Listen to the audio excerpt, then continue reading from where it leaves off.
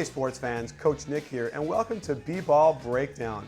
I'm very excited to share with you some excerpts of an interview I did with Coach Pete Carril, the man who invented the Princeton Offense. He is a treasure trove of information about the history of basketball and fundamentals. And I had a fantastic time sitting down with him and laughing about some of the old times and just going through a lot of things that he felt was wrong with the NBA and where they could be improved. Let me show you what I got. Of course, everybody who knows me knows that Russell is my favorite player of all time, and because he would help you win in so many different ways. When you mention how good Russell is, they'll say, oh, well, he had all this talent. Well, after he wins 3 titles, 4 guys leave. 4 new guys come in, 3 more titles. 4 guys leave, 4 guys come in, 3 more titles. So, I mean, I don't know what it is about why he doesn't. Did he look awkward? Is there something when he is smooth? You know, what didn't he do? You know, that is hands down the most important player for winning in the history of the game. I used to get my guys to try to imitate the best players at the spots they were playing.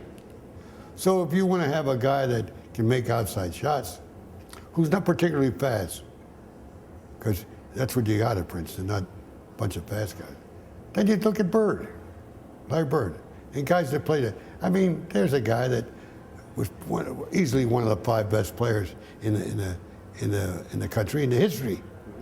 And so what did he do? Made shots, passed the ball. You know, that's a basketball player. So Magic Johnson was a great player. And fundamentally sound, as fundamentally sound as anybody that ever played the game. There's a lot of showtime in his game, but there was a lot of fundamentals. I mean, he threw more 2-handed chest passes than flashy stuff. And you almost always got a basket on the break. The biggest flaw that I see in the NBA, having been in the league now for 14 years, it's my 14th year, I never figured I'd be here that long, is their unwillingness on the part of the players to copy some of the things that were done by the great teams and great players of yesteryear. If a guy wants to learn something about mathematics, he finds out what Einstein was thinking, how he got it. If he wants to find out something about the Air Force or airplanes, he'll look at the great engineers or singers and sort of imitate them. And so I don't see much of that at all. Of all the things that are missing, that aren't imitated, is considered an old-fashioned shot. And I'm not the first guy that says this. There are many commentators and coaches have talked about that. And that is a hook shot. You don't see that. In spite of the fact that the greatest scorer in the history of the league made that shot, as did Bill Russell, as did George Mikan, as did, I always call him Red, the other guy at the Celtics, Wilt. The guy played with the Celtics, Dave Cowens, as he did. They all had something down there where it was a shot that they could make on a consistent basis when the guy who was guarding them was directly in back of me. You know, so they had this little shot that went in all the time. If you do that now, you'll have a hard time getting that across because it's considered old-fashioned.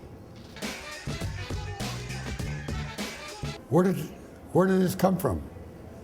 Well, the one play we call low post play. And I copied that from the Celtics when Bill Russell was the center. He was down the right block where most left-handers go. There's very few left-handers can do anything on the other side. And very few right-handers can do anything on the opposite side. It's one of those things, all right? Again, there's a certain hesitation to try to improve which is bad. All right? So he would be down the block, and then you'd have a series of forwards, foul line extended, almost out of bounds. Tommy Heinshon, Willie the Whale Knowles, Tom Sanders. They throw it down to Russell, and he goes the screen away. He's lined up there with the foul line, at the foul line with a circle, and off would come first Sam Jones, then Havlicek. So we copied it. And I was coaching high school at the time, and my high school friends didn't call it low post play. They called it the Celtic. So we didn't make the shot that often, so we had to do other things. One of them was to throw the ball back to the guy who set the screen. And anybody knows today, if they're willing to make the screen, that you're going to be more open than the guy you set the screen for. All right?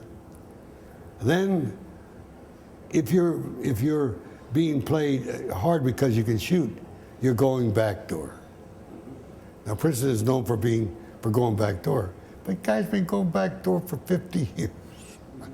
And I resent the fact that when they say that, as I'm the guy that invented the backdoor play. I just emphasize it, that's all. Then Bill Bradley goes to the Knicks. So then I start to root for the Knicks, right? So I noticed they had this little play where Willis Reed would set a pick, Bradley would come off it and shoot it, and they'd switch. And then they throw it to him now, which they call a pocket pass, or he would fade and make a shot. And then Princeton, we run a two-guard offense. They bring the ball to the court. Now, it's a one-guard offense. You see very few two-guard offense. One guy handles all of it. And that could be good or bad, depending on how you look at things. One of the things that's hard about it, as you can see, it wasn't hard to explain it to you. The hard part is you must be skillful. The minute you have the ball in your hand, you are the point guard. And if you can't pass or see anyone to pass it to, you're stuck. If you can't dribble, you're stuck. If you can't throw apples in the ocean, you don't want to run that play, all right? So that's what makes it hard. I've got lots more interview footage with him and other coaches like Bill Burtka of the LA Lakers, and Dean Smith, and Tex Winter, and Pete Newell. So I will plan to release little excerpts of these things throughout the year for your enjoyment. Let's not forget I had a little hiccup with the NBA, and they were a little upset about the footage that I released with the breakdown of the Lakers Heat game. Don't forget, you can always find me at bballbreakdown.com if something strange happens to the channel. But I'm pretty sure we'll be able to iron all these things out in short order, and we'll continue to provide our B-Ball breakdowns for you. Because don't forget, at B-Ball Breakdown, it's not a channel, it's a conversation.